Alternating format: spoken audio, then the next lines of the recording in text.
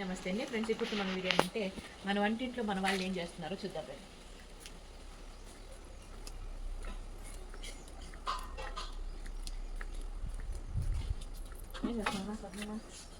ఇట్లా ఏం పూసుకున్నావు మొహంకి? పౌడర్ రాసుకున్నాను. పౌడర్ రాసుకుని ఏం పౌడర్? అదే పౌడర్స్ అదే పాండ్స్. పద్మమ్మకి ఏం తెచ్చానో చూడండి. నిన్న షాపింగ్ చేసి పద్మమ్మకి గాజులు తెచ్చాను. బాగున్నాయా?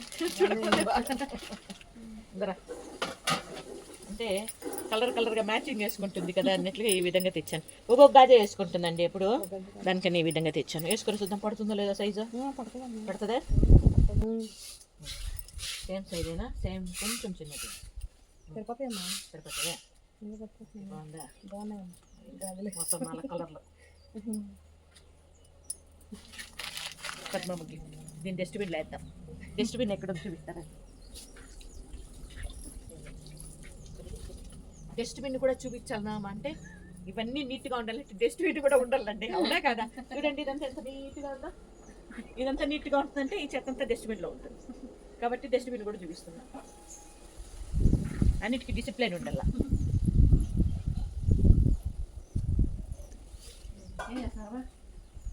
వంట రెడీ అయిపోయింది. కూర్చొని చెప్తా. వద్దులేరా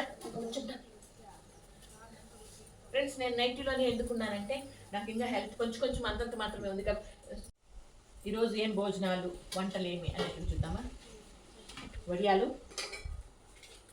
ఆకుకూర తాలింపు సూపర్గా ఉంటుందండి. ఇది వేరుశనగ గింజలు వేయించి పొడి కొట్టి వేసి పోపు పెట్టి చాలా బాగుంటుంది.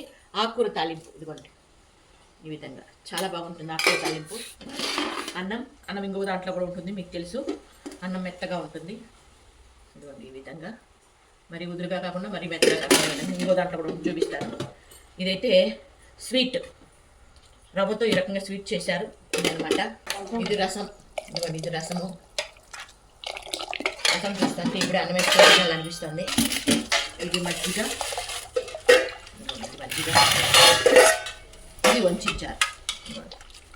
ఆకుకూరతో ఆకుకూర పప్పేసి ఉడుకు పెట్టేసి ఆ నీళ్ళతో ఈ రకంగా వంచారు చేసుకొని.